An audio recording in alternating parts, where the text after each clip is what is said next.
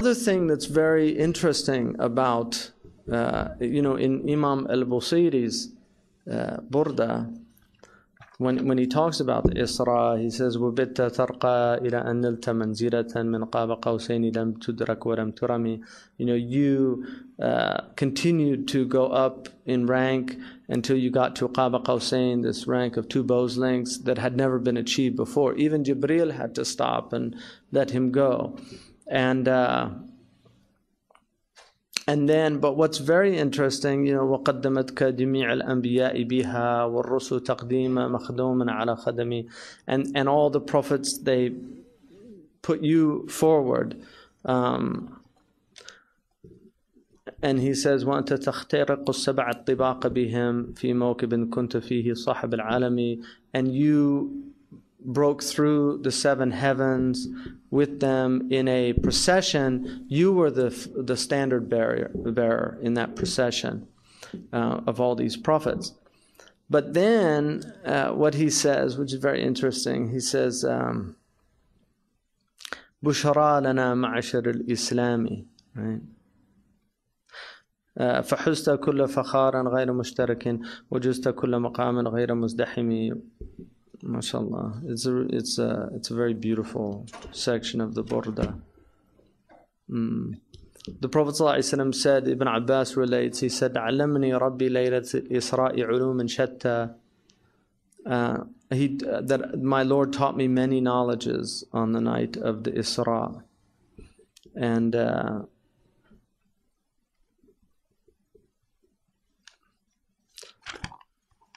but then he says, بُشْرَى لَنَا مَعْشَرَ الْإِسْلَامِ إِنَّ لَنَا مِنَ الْعِنَايَةِ رُكْنًا غَيْرَ مُنْهَدِمِ لَمَّا دَعَى اللَّهُ دَاعِينَ لِطَاعَتِهِ بِأَكْرَمَ الرُّسُلِ كُنَّ أَكْرَمَ الْأُمَمِ.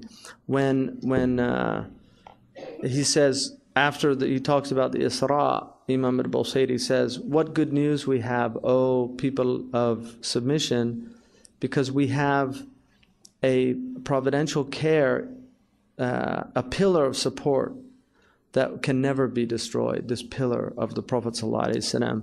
And then he says, when God called his Prophet and said, O best of messengers, by that we became the best of What's really interesting, I just want to read you this because I thought this was so extraordinary. لما كان في قوله من العناية إيهام ودعوة من غير دليل فسر ذلك أو ذكر دليله بقوله لما دعا الله يعني لما سمى الله نبينا محمد صلى الله عليه وسلم الذي هو داعينا لطاعته جل وعلا بأكرم الرسل. لازم من ذلك أن كنا نحن الذين هم أمته أكرم الأمم عنده جل وعلا، لأن أكرم الرسل لم يبعث إلا إلى أكرم الأمم، فجميع من بعث إليهم خير الأمم، مؤمنهم خير المؤمنين وكافرهم خير الكافرين. I just thought that was so amazing. قال تعالى وما أرسلناك إلا رحمة للعالمين. So he says that when Imam al-Busiri says that God called the one who called us to his obedience by the best of messengers, we then must be the best of nations, because that's his dalil, that the fact that he's akram al-rusul makes kuntum khayra ummatin ukhrijat linnas. But then he says that the believers of this ummah are the best believers and the kafirun are the best kafirun, which is very interesting to me, because if you look, never in history have there been so many people that are espousing the truths that the Prophet ﷺ was espousing at a time when nobody had articulated those things. Like the Prophet is the first, there's no human being that I've ever seen in history, in all the readings I've done, and I've asked people to show me, I've never seen anybody make the remark about human equality that the Prophet ﷺ made. I don't find anywhere in human history anybody that said there is no preference of a white man over a black man or a black man over a white man. or an Arab over a non-Arab, or a non-Arab over an Arab, except in piety. I haven't found anything that even comes close to that in really attacking racism at its root. And that now has become, people that don't even believe in God have come to accept that as a truth, whereas that was not widely acknowledged at all. In fact, it wasn't really acknowledged. Superiority was a common belief in the pre-modern world of tribal, racial, religious superiority, whatever. And also women's rights, just the elevation of women, the abolition of slavery.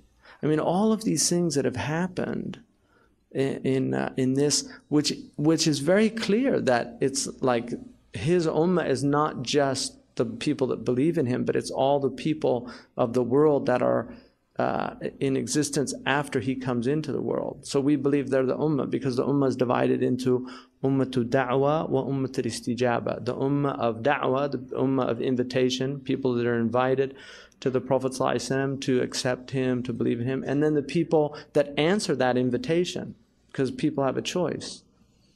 And even that, la ikraha fid din, right? I mean, before the Prophet ﷺ, religion was about coercion, right? People were forced to believe in things that they didn't necessarily want to believe in once people got into power. So if you look at religious traditions, once they got into power, rarely do you find in human history religions that were tolerant of other religions. And the Muslims have their blemishes. I mean, there's no doubt about that. But in terms of the pre-modern world, they have by far the best record of any civilization. But the moderns have become more tolerant. I mean, there's nothing in human history that parallels Western tolerance, post-Enlightenment tolerance of religions. Nothing. Which is quite extraordinary because, I mean, to me, it's proof of what, because this Imam, I mean, he was writing over 100 years ago, but I just thought that was very interesting that he said that even the people that don't believe in him are the best of those times. Isn't that an interesting point? I mean, I just thought that was so interesting to me. Alhamdulillah. So what time does the Isha